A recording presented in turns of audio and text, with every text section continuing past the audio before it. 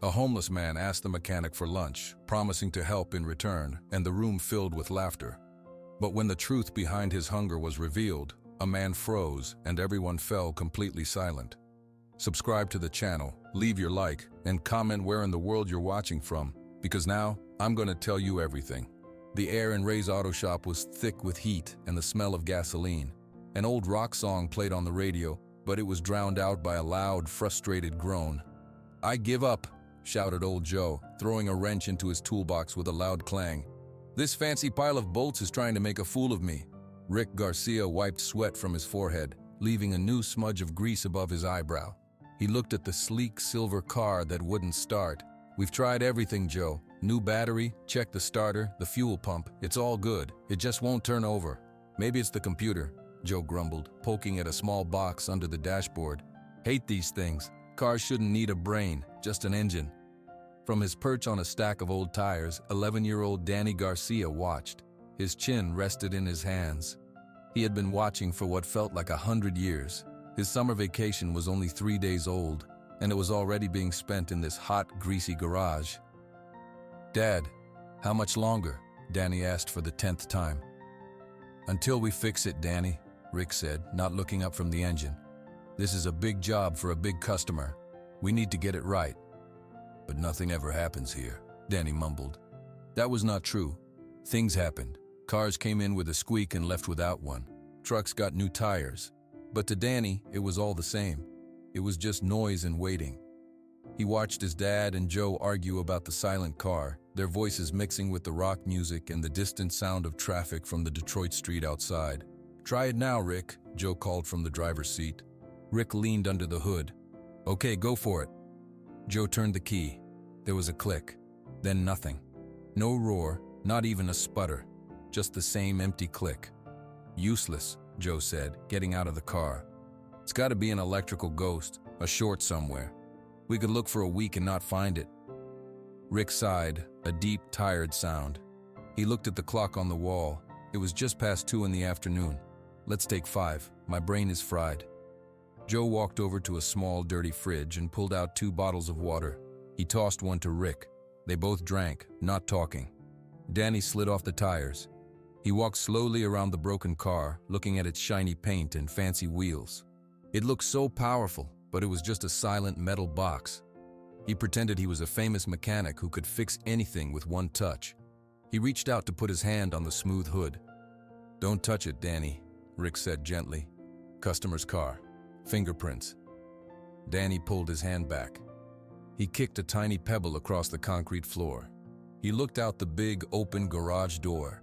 The sun was blazing, making the pavement outside look wavy with heat. Another boring, hot day.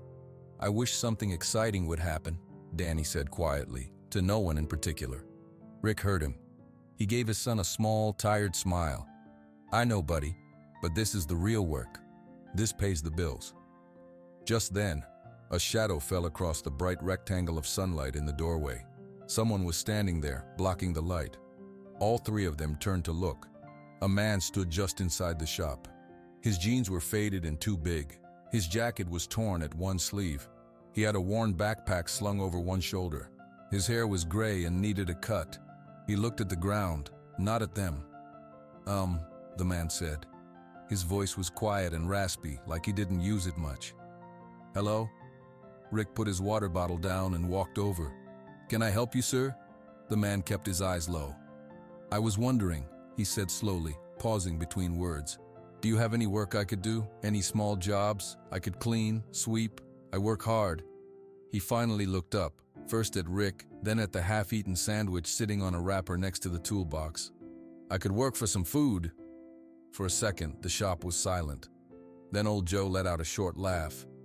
He shook his head and looked back at the broken car. Rick studied the man. He saw the dirt, the tired eyes, the thin frame. He had seen men like this before in the neighborhood. Some were honest, some were not. It was hard to tell. Danny stared. The man looked like the pictures of homeless people he sometimes saw. He didn't look like a mechanic. He looked like he needed a bath. Danny felt a nervous giggle bubble up in his throat. He looked at Joe laughing, and he let the giggle out, quickly covering his mouth. The man heard it. He flinched, just a little, and his shoulders hunched further. He started to turn away. "It's okay, sorry to bother you." But Rick saw something else. He saw the way the man had looked at the sandwich. It wasn't a greedy look, it was a hungry look. A real, deep hunger. "Hold on," Rick said. He walked to the workbench and picked up his lunch. He hadn't finished his big ham and cheese sandwich. He held it out to the man. "Here, you don't have to work for it. Just take it." The man looked at the sandwich, then at Rick's face. His eyes were a surprising clear blue. He took the sandwich with a careful hand. "Thank you." His voice was a whisper. He didn't walk away to eat it. He stood right there and ate it in 5 big bites as if he was afraid someone would take it from him. He brushed the crumbs from his lips. Then, without a word, he did the strangest thing. He walked past Rick. He walked past Danny and Joe. He walked straight to the shiny, broken, expensive car that 2 skilled mechanics couldn't fix. Everyone watched, frozen. The man set his backpack down softly. He looked at the open hood for a long moment. He didn't touch anything. He just looked. Then his hands moved. His hands moved. They were thin and looked fragile, but they moved with a soft sureness. Henry did not grab tools. He did not hammer or pull. He reached into the nest of wires and metal under the hood of the luxury car. His fingers touched, traced, and gently pressed. Rick, Joe, and Danny stood in a silent half-circle watching. Old Joe crossed his arms. "What's he doing? That's not how you find a short. You need a meter. You need a diagram." "Shh," Danny said, his eyes wide. He wasn't bored anymore. Henry's head was tilted, as if he was listening to something. He ignored the 3 of them completely. His entire world was the car's engine. After a minute, his fingers stopped on a bundle of wires tucked behind a black box. He bent closer. "Give me the 7mm socket, please," Henry said, his voice still quiet but clear now. The request was so normal, so much a part of the shop's language, that Rick moved without thinking. He grabbed the socket and wrench from his rolling toolbox and placed it in Henry's outstretched palm. Their hands brushed. Henry's skin was rough, but his grip was steady. Henry took the tool. He loosened one small bolt holding a plastic cover. He set the cover aside. Underneath, a cluster of colored wires connected to a sensor. One wire, a green one, had a connector that was not snapped in all the way. It was loose by just a hair. Henry did not smile. He simply pushed the green connector until it clicked softly into place. He put the plastic cover back and tightened the bolt. He handed the wrench back to Rick, then he stepped back from the car. He looked at Rick and gave a small nod toward the driver's seat. "Try it now," Henry said. The 3 of them just stared. That was it? 5 minutes? 1 loose wire? "You've got to be kidding me," Joe muttered. He stomped over to the driver's side and slid in. "All that fuss for a plug that wasn't seated? I checked those." "Just try it, Joe," Rick said, his eyes fixed on Henry. Henry was wiping his hands on his old jeans, looking at the floor again. Joe turned the key. The engine did not click. It did not sputter. It roared. A deep, powerful, healthy roar filled the garage. The whole car shook with a smooth, purring vibration. Joe's mouth dropped open. He revved the engine once, and the sound was perfect. He turned the car off. The sudden silence that followed was louder than the engine had been. Joe got out of the car slowly. He looked from the purring machine to the dirty, quiet man and back again. He took off his baseball cap and scratched his bald head. Rick was the first to speak. He walked up to Henry. "How?" was all he could say. "How did you know?" Henry shrugged, a small movement of his shoulders. "The computer needs a signal from that sensor to allow the start." "No signal, no start. The connection was incomplete." "But you didn't even use a computer reader," Danny blurted out, running up to stand next to his dad. "You just looked." Henry glanced at the boy. "The car told me what was wrong. I just listened." Old Joe walked over. He wasn't laughing anymore. He looked Henry up and down, really looking at him for the first time.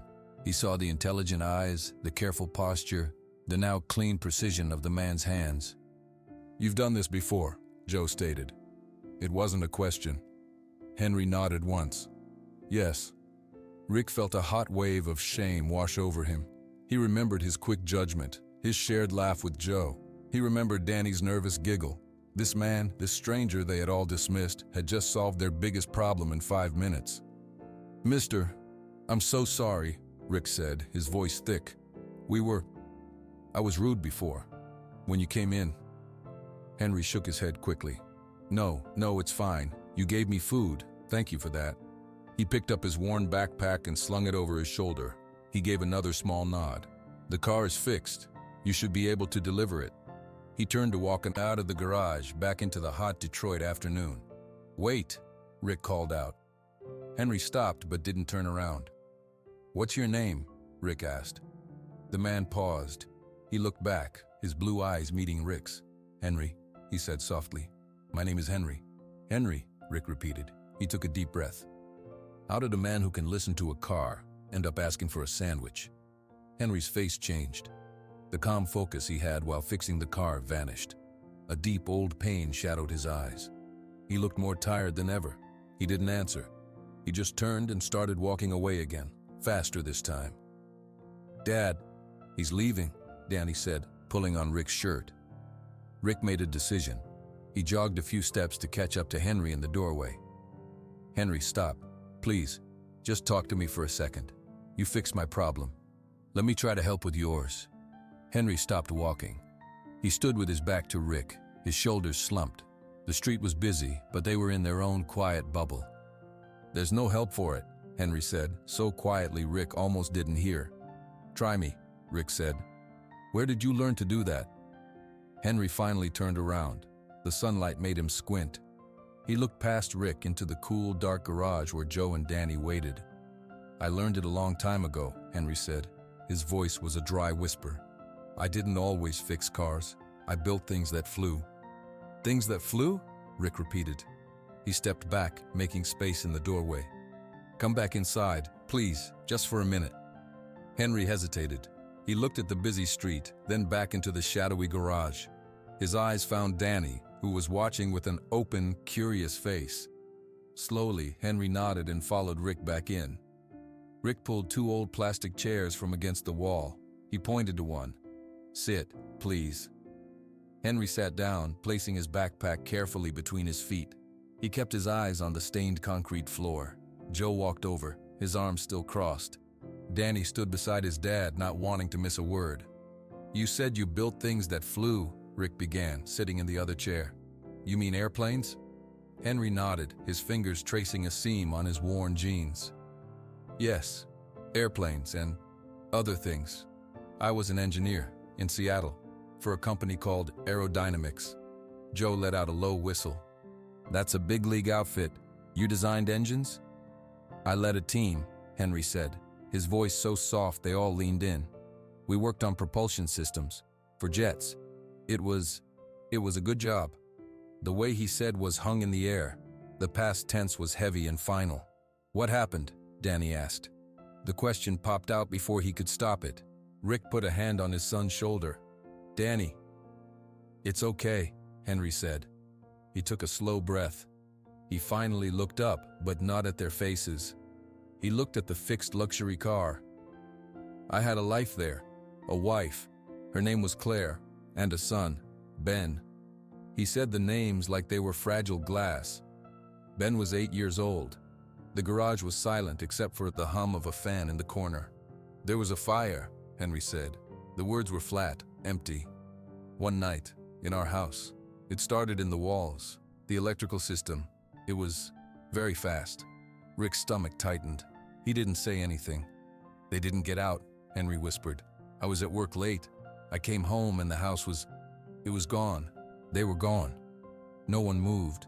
Joe took off his cap again and held it in his hands, looking down at it. I'm so sorry, Henry, Rick said, his own voice rough.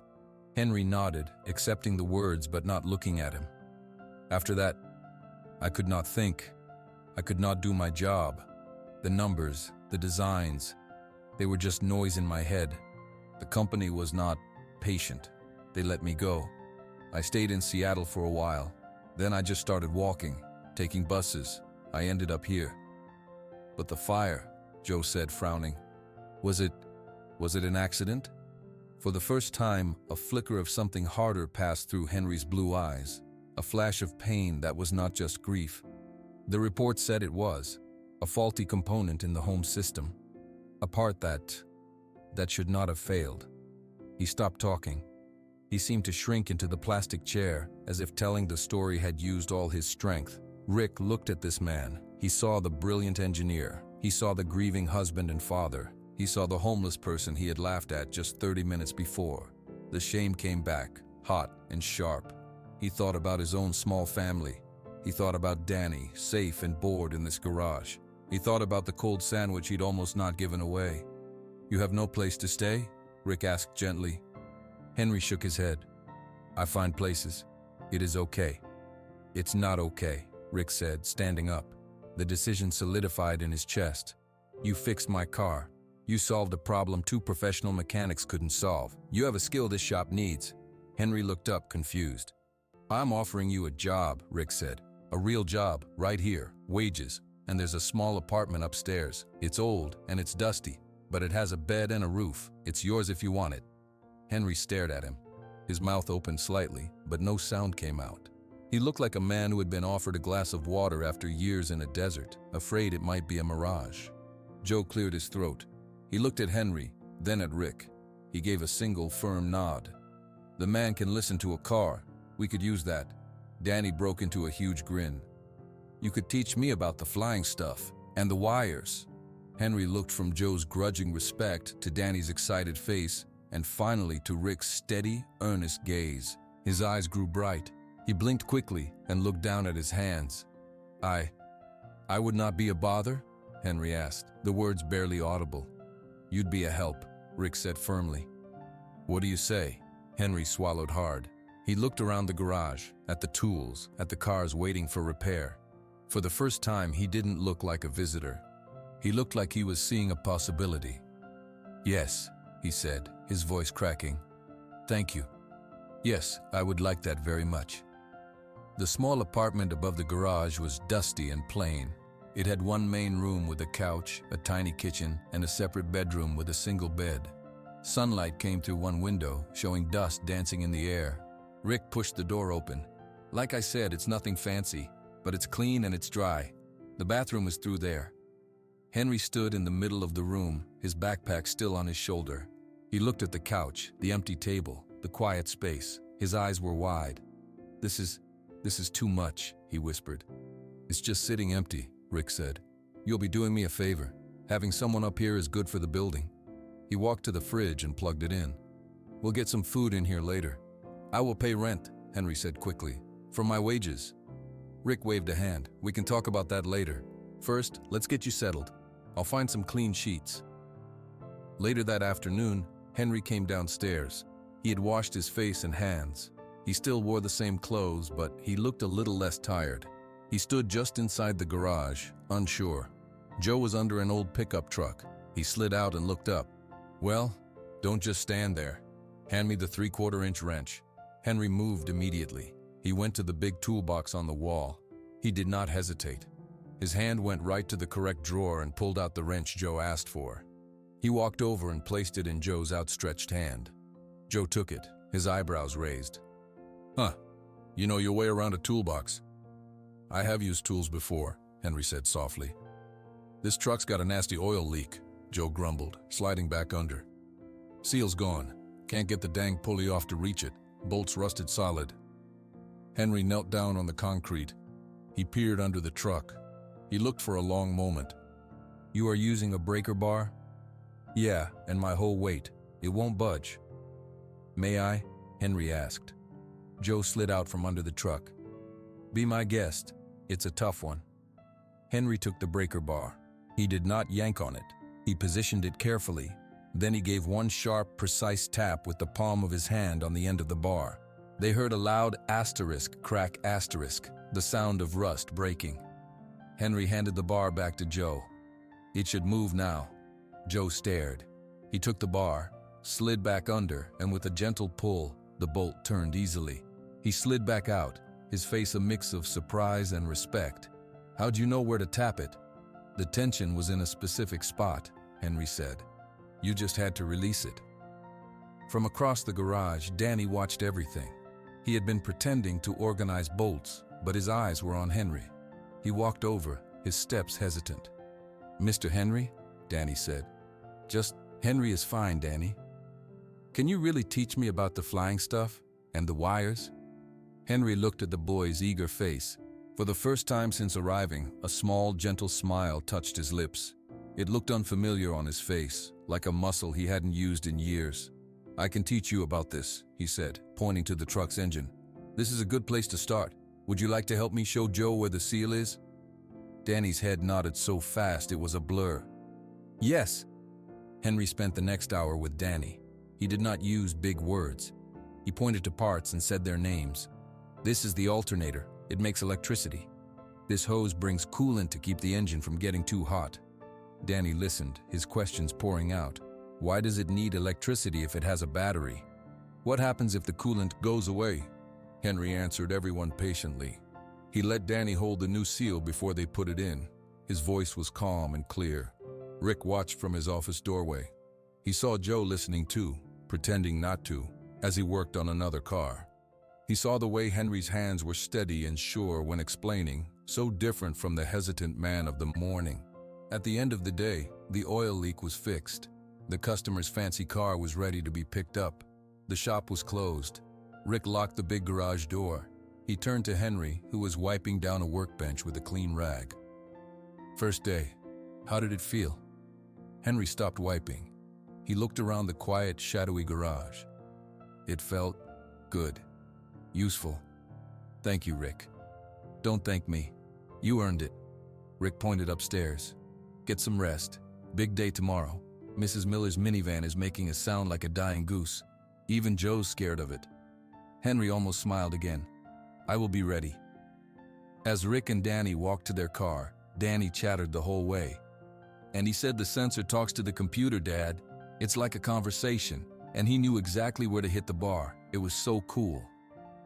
Rick listened, a warmth in his chest that had nothing to do with the evening sun. He looked back at the shop.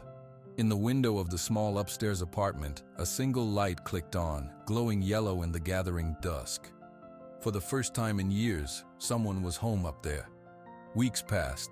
The rhythm of Ray's auto shop changed. The old rock music still played, but now it was often mixed with the sound of Henry's quiet voice explaining things to Danny. Henry's hands were always busy. He fixed a hybrid car that made a high-pitched whine no one else could find.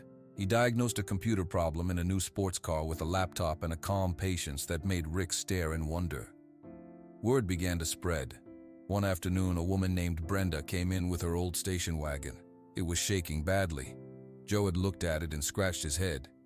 It's not the tires, it's not the axles, Joe told Rick. It's a mystery shake. Henry was cleaning a carburetor at the next workbench. He did not look up, but his hands slowed. He was listening. Brenda was worried. I need this car to get to work. My kid's school is far away. Rick nodded. We're trying, Brenda. Joe's the best. May I listen? Henry asked softly, wiping his hands on a rag. Joe shrugged. Knock yourself out. Henry walked to the driver's side of the station wagon. Start the engine, please. Brenda started it. The car vibrated and rumbled. Henry did not get in. He simply placed his hand on the roof of the car and closed his eyes. He stood like that for 15 seconds. Then he walked to the back of the car. He pointed under the bumper, near the tailpipe. The right rear engine mount is completely broken. The engine is moving too much. It is shaking the whole car. Joe got a flashlight and looked where Henry pointed. He let out a laugh. Well, it's shattered. How did you know from the roof? The vibration had a specific pattern, Henry said. It came from the rear, not the front. Brenda's face lit up. Can you fix it? Yes, Henry said. It is a simple part. We can have it done by 5 o'clock. When Brenda left, Joe clapped Henry on the shoulder, a quick, firm thump. Not bad, McCullough. Not bad at all. Rick watched it all happen. He saw the new customers. He saw the tougher jobs being finished faster. He saw the look of relief on people's faces when Henry spoke to them. The shop was making more money. But more than that, the place felt different. It felt lighter. The biggest change was Danny. He no longer asked how long until they could leave. He rushed into the shop after school. Henry, Danny said one day, dropping his backpack. My science teacher talked about thrust today. Is that like in a car engine? Henry was adjusting the brakes on a sedan. He stopped and turned to Danny. "It is a similar idea. An engine pushes the car forward. That is a kind of thrust. But a jet engine does it with hot air. A car engine does it with pistons and a drive shaft." He picked up a small flashlight. "Come here. I will show you the parts." Danny ducked under the car with him. Henry's quiet voice pointed out the transmission, the differential. Danny asked 100 questions. Rick stood by the office, a cup of coffee in his hand. Old Joe walked up beside him, wiping grease off a wrench. "Kids learning more here than in school," Joe grumbled, but there was no grumpiness in his tone. "He is," Rick agreed, his voice full of warmth. "And he's happy." "Shop's happy too," Joe said, nodding. "Haven't heard you yell at a parts supplier in 2 weeks." Rick smiled. It was true. The constant knot of stress in his chest was looser. He watched Henry help Danny out from under the car. Henry's eyes were calm. He did not look at the floor as much. He looked at the work. He looked at Danny.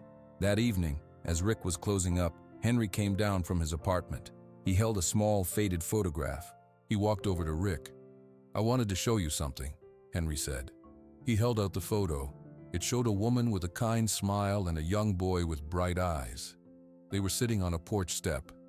"My Claire and Ben." Rick took the photo carefully. "They look wonderful, Henry." "Ben was curious, like Danny," Henry said. His voice was soft but clear. He always asked how things worked. He took the photo back and looked at it. "I have only been talking about the bad day, the fire. But there were many good days before that. Many good days." Rick put a hand on Henry's shoulder. "You can talk about those anytime. We'd like to hear." Henry nodded, a small, genuine smile on his face. "Thank you, Rick, for all of it." The next day, a customer brought in a box of donuts. "For the miracle workers," he said. "My brother said you fixed his car in 10 minutes. Said you have a genius here." Rick laughed and took the box. He handed the first donut to Henry. "This is for you. The genius." Henry took it, looking a little embarrassed. Danny grabbed a chocolate one. Joe took a simple glazed. They stood there in the middle of the garage, eating donuts as the morning sun streamed in. The phone rang with another appointment. The shop hummed with a new kind of energy.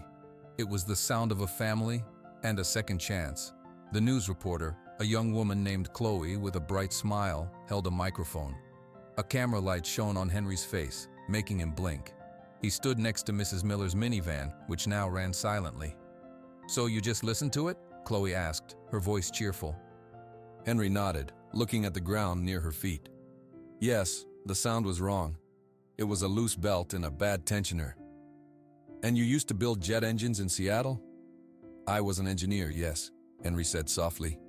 He did not elaborate. Rick stepped into the frame, putting an arm around Henry's shoulders. He was beaming. "Henry's been a blessing. He's got a real gift. We're lucky to have him at Ray's." The camera panned to show Danny grinning and giving a thumbs up, and old Joe giving a short nod from behind a lifted truck. Later that night, the segment played on the local evening news. The title read, "Miracle Mechanic Finds New Home in Detroit." In a quiet, expensive living room in Seattle, Washington, a man sat in a leather chair. A glass of amber liquid sat on a table beside him. The television screen glowed. Victor Kane was in his late 50s. He had neat gray hair and wore a tailored shirt. His face was usually calm and confident. But as the news segment played, his expression froze. His fingers tightened around the remote control. The camera showed a close-up of Henry McCullough's face. Those intelligent, sad blue eyes filled the screen. Victor Kane leaned forward. His breath caught in his throat. "No," he whispered to the empty room. "It can't be." The reporter's voice continued. "Tragedy brought him to the streets, but now Henry McCullough is using his brilliant mind to fix cars and change lives." Kane stood up quickly. He began to pace on the thick carpet. His mind raced. Henry McCullough was alive. He was not a broken, hidden man anymore. He was on television. People were calling him a genius. People were listening to him. A cold fear settled in Kane's stomach. He walked to a large window, looking out at the city lights of Seattle, but he did not see them. He saw a different night, years ago. He saw a different report. He picked up his phone. His hand was steady, but his heart pounded. He dialed a number. "Margaret," he said to his assistant, his voice forcefully calm, "clear my schedule for the next 2 days. I have an urgent personal matter to attend to in Detroit." He ended the call. He poured the rest of his drink down the kitchen sink. He needed a clear head. He walked into his home office and unlocked a filing cabinet. He pulled out an old folder. The label read Aerodynamics Supplier Compliance FY 2012. His fingers flipped through pages until he found a single sheet of paper. It was a memo. At the top, it said, "Internal use only." At the bottom, it was signed by him. The memo authorized the use of a new electrical component from a supplier called Voltstream. The component was significantly cheaper. The memo acknowledged potential variance in tolerance thresholds, but approved it for use to cut costs. It was his signature. The component was the one that had failed. The one that had sparked the fire in the wall of Henry McCullough's house. The official investigation had been muddled. Kane had made sure of that. He had suggested Henry, in his grief, had made a mistake in his own home wiring. The story had worked. Henry was too destroyed to fight it. The company had quietly settled with him for a small sum, and Henry had disappeared. Now he was back, and he was smiling on television. He was surrounded by people who believed in him. Kane put the memo back in the folder and locked the cabinet. He knew what could happen. If Henry ever remembered the details, if he ever started asking questions, if someone dug up the old reports and saw this memo, everything could unravel. His company, his reputation, his freedom. He could not let that happen. Henry had to go away. He had to disappear again, or be discredited. Victor Kane booked a flight to Detroit for the next morning. He packed a small suitcase. He practiced a friendly smile in the mirror. He would be generous. He would be kind. He would offer Henry a fantastic job far away from Detroit, a fresh start. Everyone has a price. If Henry refused, well, Kane had other methods. He had built his career on getting his way. A small, struggling auto shop would be easy to pressure. A few anonymous calls to city inspectors about safety violations. Rick Garcia would lose his business. Henry would have no reason to stay. He looked at the clock. It was almost midnight. His flight left at 7 in the morning. He went to bed, but he did not sleep. He stared at the dark ceiling, planning his words. He needed to be convincing. He needed to be the solution to Henry's problems, not the cause of them. In Detroit, in the small apartment above the garage, Henry was also awake. He was sitting on the edge of his bed, looking at the old photo of Claire and Ben. The news segment had stirred up old feelings, pride, but also a deep, familiar ache, a feeling that good things were fragile. He did not know a man in Seattle was staring at a ceiling thinking of him. He did not know the past was already on a plane, heading his way. The silver rental car looked out of place in front of Ray's auto shop. Victor Kane stepped out, smoothing his expensive jacket. He looked at the garage with a friendly, curious expression. He walked in. Rick was at the front desk, writing an invoice. He looked up and smiled. "Hello, sir. How can we help you today?" "I'm looking for the owner," Kane said, his voice warm. "Rick Garcia?" "That's me," Rick said, extending a hand. Kane shook it firmly. "Victor Kane, I'm in from Seattle. I saw that lovely news piece about your shop. Really inspiring." "Oh, thank you," Rick said, his chest swelling with pride. "It's been a great story. Can I help you with your car?"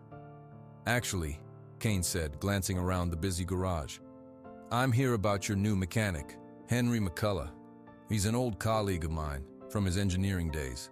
I was so pleased to see he's doing well." Rick's smile widened. "Henry's amazing. He's right over there." He pointed to where Henry was under a car, with Danny handing him tools. Kane's eyes followed the gesture. He saw Henry's legs sticking out, and the boy beside him. His friendly smile stayed perfect. "Wonderful. May I speak with him?" "Sure, Henry," Rick called out. "You've got a visitor." Henry slid out from under the car. He stood up, wiping his hands on a rag. He looked toward the front desk. When he saw Victor Kane, the rag fell from his fingers. His face went pale. All the calm quietness drained away, replaced by pure shock. "Hello, Henry," Kane said, walking forward, his hand out. "It's been a long time." Henry did not take his hand. He just stared. Danny looked between them, confused. "You two know each other?" Rick asked, his cheerfulness fading at Henry's reaction. "We do," Kane said, lowering his hand, unbothered. "We worked together at Aerodynamics. Henry was one of our best. When I saw him on the news, I had to come. I have a proposition. Henry finally found his voice. It was a whisper. What do you want? To talk, Kane said, his tone gentle. In private, for old time's sake. Rick clapped his hands. Use my office. It's right through there. I'll hold your calls. He laughed, trying to lighten the heavy mood. Henry walked slowly toward the small office, Kane following. Henry closed the door. Inside, Kane did not sit. He looked at the messy desk, the parts catalogs. His friendly smile vanished. You've landed on your feet, Henry, a local hero. What are you doing here, Victor? Henry asked, his arms crossed tightly over his chest. I'm here to help you, Kane said. He turned to face Henry. His eyes were cold now. This is no place for you, a dirty garage.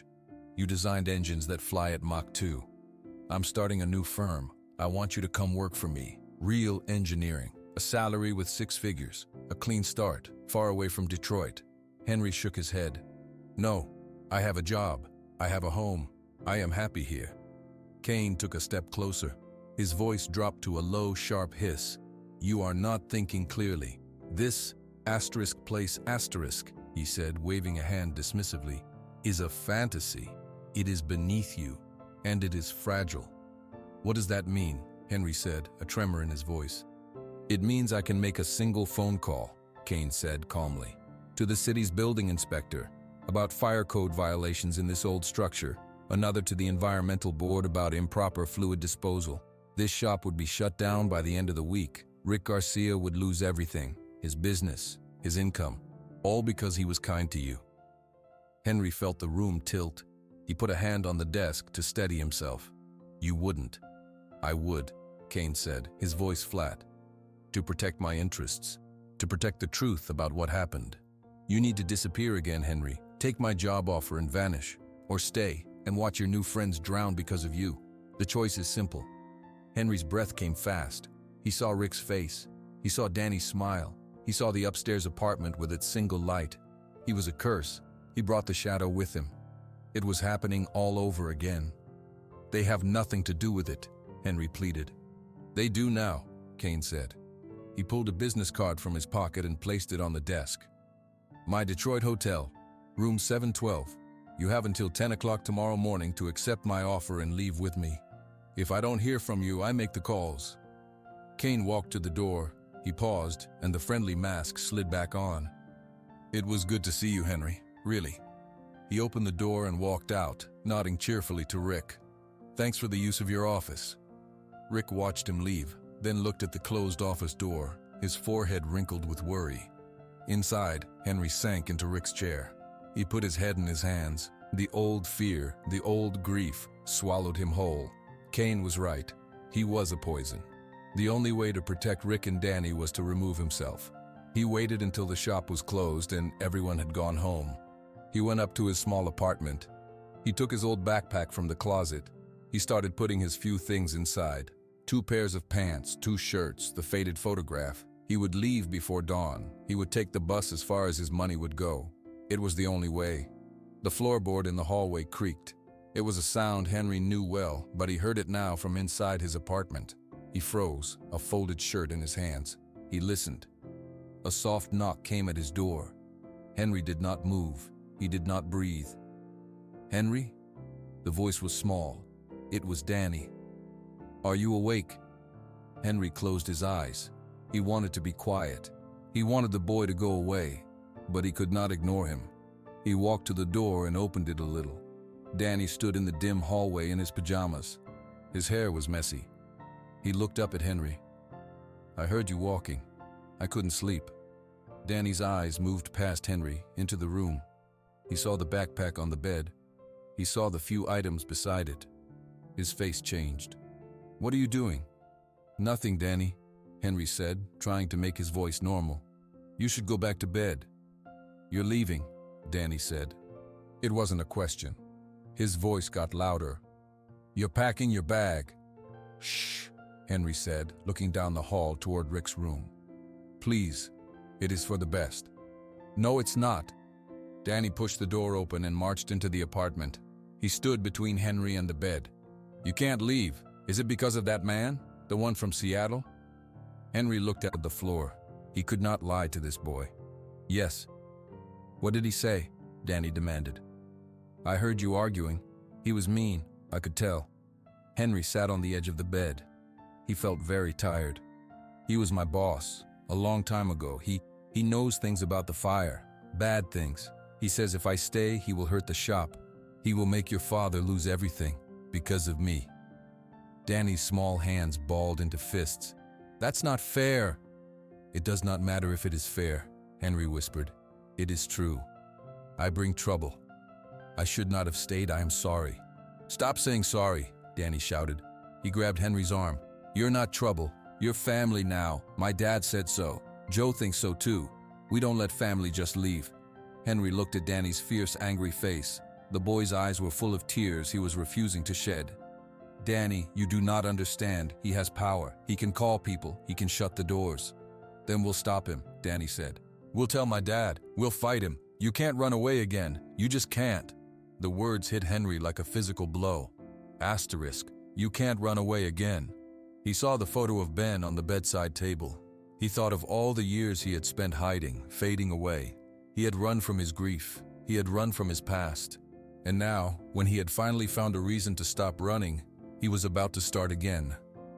He looked at Danny, this brave, loyal boy who was standing up for him, Rick's son. He thought of Rick's kindness, of Joe's grudging respect. They were not letting him go. They were fighting for him. A strange new feeling stirred in Henry's chest. It was small, but it was solid. It was not hope, not yet.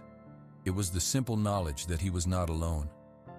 If I stay, Henry said slowly, there will be a fight. It could be bad. If you leave, it's worse, Danny said. We lose you, that's the worst thing. Henry took a deep, shaking breath. He looked at his half-packed bag.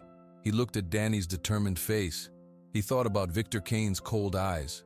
For years, he had believed he deserved the shadow. But maybe he deserved the light in this garage more. Okay, Henry said, the word barely audible. Okay, what? Danny asked, not letting go of his arm. Okay, I will not run, Henry said. He looked Danny in the eye. I will stay, and I will tell your father everything, and we will see what happens next. Danny threw his arms around Henry in a tight hug. Henry hesitated, then carefully put his arms around the boy. He felt a warmth he had forgotten. We'll help you, Danny said into his shoulder. You'll see. Henry nodded. He gently pulled away. You should go back to bed. Tomorrow will be a long day. Danny grinned, a huge, relieved smile. He ran to the door. Good night, Henry. Good night, Danny. The door closed. Henry stood up. He walked to the bed. He took the clothes out of his backpack and put them back in the drawer. He placed the photograph back on the table. He sat down and waited for the sun to rise. He was not packing. He was preparing. For the first time in a very long time, he was going to face the shadow. The morning sun hit the garage floor. Rick Garcia's face was dark with anger. He had listened to Henry's story in his office, his hands clenched on the desk. He threatened to shut me down, Rick said, his voice low and tight. Because of something he did? Henry nodded, his shoulders hunched. I am so sorry, Rick. I will go. It is the only way to protect you. No, Rick said, standing up suddenly. You're not going anywhere. He doesn't get to do this. Not to you, and not to my shop. He walked out of the office into the main garage. Joe, Danny, close the big door. We're not opening for business today. Joe looked up from a tire. What's going on, boss? We're going to war, Rick said, and we need proof. He explained everything Henry had just told him. Old Joe listened, his face growing harder with each word. When Rick finished, Joe spat on the concrete floor. A weasel in a suit, figures, so what's the plan? Henry says there was a memo, Rick said. An order from Kane to use a cheap part. We find that memo, we have him. Henry spoke up, his voice uncertain. It was a long time ago. It was an internal document. It may not exist anymore. It exists, Danny said, stepping forward. His face was serious. Everything is on the internet somewhere, right? We just have to look. Rick looked at his son, then at the old computer in the corner of the office. It was slow and used mostly for invoices. Okay, team meeting, now. They all crowded into the small office. Rick turned on the computer. It whirred slowly to life. "Henry," Rick said, "you're in charge. What are we looking for?" Henry took a deep breath. He sat in the chair. The company was Aerodynamics. The year was 2012. The supplier was called Voltstream. The part was a thermal regulation module for residential electrical panels. His words became more sure as he spoke, the engineer's memory taking over. Joe leaned against the door frame. "Just a bunch of words to me. How do we find a piece of paper from that?" "We search," Danny said, peering at the screen. Henry typed. He searched for Aerodynamics Voltstream Memo 2012. The results were news articles about the company, old job listings, nothing useful.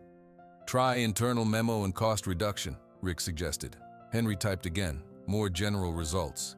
He scrolled, his eyes scanning quickly. "It will not be public. It might be in a legal database or in an old report from a safety agency." Hours passed. They ordered pizza. They took turns at the keyboard, trying different combinations of words. Danny had the idea to search for Kane and Voltstream together. Henry typed it. He pressed enter. A new page loaded. It was a website for government documents. It looked dry and official. Halfway down the page was a link.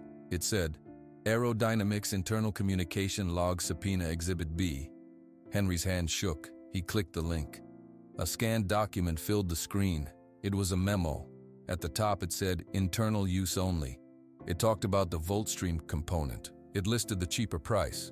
In the middle, a line read, Tolerance variances are acceptable for projected cost savings.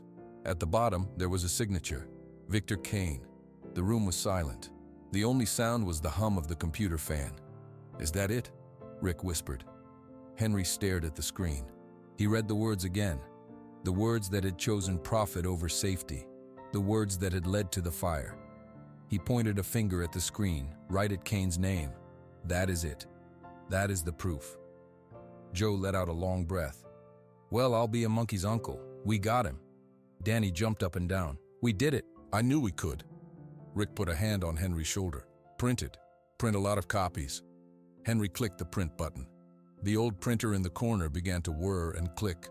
Page after page slid out, each one bearing the signature of the man who had tried to destroy 2 lives. Henry took the first warm page from the tray. He held it. He did not feel happy. He felt a deep, solid calm. The truth was no longer a ghost in his memory. It was here, on paper, in his hand. "What now?" Danny asked. Rick took a copy. He looked at the door of his shop. "Now, we wait for him to come back, and we show everyone exactly who he is." The silver rental car pulled up at exactly 10 o'clock the next morning. Victor Kane stepped out, his suit crisp. He looked at the closed garage door with a small, satisfied smile. He assumed Henry had taken his deal and run. He walked to the small side entrance and knocked. Rick Garcia opened the door. He did not smile. "He's inside." Kane's smile faded, but only a little. He walked into the garage. The big door was still closed, but the lights were on. Henry stood in the middle of the empty service bay. Old Joe leaned against a workbench, his arms crossed. Danny was there too, standing close to his dad. And they were not alone. Mrs. Miller was there, the woman with the minivan. Brenda with the station wagon was there too. A few other regular customers stood quietly along the wall. They had been called. Kane ignored everyone else. He looked only at Henry. "You made your choice, I see. A foolish one." He pulled out his phone. "I warned you." "Before you make that call," Henry said. His voice was quiet, but it did not shake. It carried in the still garage. "You should see this." He held up a piece of paper. Kane frowned. "What is that?" "It is a memo," Henry said. "Dated September 12, 2012, from you, authorizing the use of Voltstream thermal regulation modules. You wrote the tolerance variances were acceptable for cost savings." Victor Kane's face went pale. "That is a private document, a fake. Where did you get that?" "We found it," Danny said loudly, stepping forward. "It is real," Henry continued. He looked at the people watching. "That part was defective. It failed. It caused the electrical fire in my home, the fire that killed my wife and my son." A gasp came from Mrs. Miller. Brenda put a hand over her mouth. Kane's eyes darted around the room. He forced a laugh. It sounded harsh and ugly. "This is pathetic. You are a mentally unstable homeless man. You lost your family and you lost your mind. You are trying to blame me for your own tragedy? No one will believe this. I believe him, Rick said. He stepped next to Henry. I believe him, old Joe said, not moving from his spot. I believe him, Danny shouted. One by one, the customers along the wall spoke up. We believe him too. We know Henry. He's a good man. Victor Kane looked at the circle of faces. His confidence cracked. Panic flashed in his eyes. This is slander. I will sue this entire shop. I will ruin all of you. Rick held up his own copy of the memo. You can try, but first you can explain this to the police. He nodded toward the door. A Detroit police officer who had been waiting outside with a colleague walked in. Rick had called them earlier and explained the situation. Mr. Kane, the officer said, we need you to come with us. We have some questions about an old investigation in Seattle, about a possible cover-up. Kane sputtered. You can't be serious. On the word of this bum? The officer looked at Henry, then at the group of people standing firmly with him. We're serious. Come with us, please. As the officers led a protesting Victor Kane away, the garage was silent again. Then, Brenda started to clap. Soon, everyone was clapping. Not a loud cheer, but a steady, warm sound of support. Henry did not smile. He looked like he might fall down. Rick put an arm around his shoulders. It's over, Henry. He can't hurt you anymore. He can't hurt any of us. A few days later, the shop was busy with a different kind of work. Brightly colored signs were taped outside. Community car wash funds for Henry's future. Kids from the neighborhood were helping soap up cars. Danny was spraying hoses, laughing. Rick and Joe were drying. Henry stood to the side, watching, a soft look on his face. Rick walked over, tossing a towel over his shoulder. We're going to raise enough to help you get your engineering license back. If you want it. Henry watched a bubble float through the air. I do not know if I want to go back to that world, he said, but it would be good to have the choice. Thank you, Rick. Thank you asterisk, Rick said. You fixed more than cars here. Later, when the sun was lower, Henry sat with Danny on the curb. The shop was closed. The street was quiet. Henry pulled out the faded photo. My son, Ben, he said. He loved bugs. He would collect caterpillars and put them in jars with leaves. He wanted to see them become butterflies. He smiled, a real easy smile. One time he forgot to poke holes in the lid. Danny giggled. What happened? He came to me, so worried. Dad, the caterpillars can't breathe. We fixed it together. They all became butterflies. We let them go in the backyard. Henry looked at the photo. He had a very kind heart. That's a good story, Danny said quietly. It is, Henry said. He put the photo away. I have many good stories. I think I will start telling them more often. The following week, Henry stood in the garage with 5 kids from the neighborhood. Danny was among them. Henry held a car battery. This is a battery, he said. It is powerful. You must always be careful with the red and black cables. Never touch them together. Let me show you how to jumpstart a car safely. It is a good thing to know. The children watched, their faces serious and interested. Henry explained each step slowly. Rick watched from the office, his heart full. Joe listened from under a hood, a small grunt of approval on his lips. Henry McCullough was not a homeless man. He was not a broken engineer. He was the mechanic at Ray's Auto Shop. He was a teacher. He was family. He was home.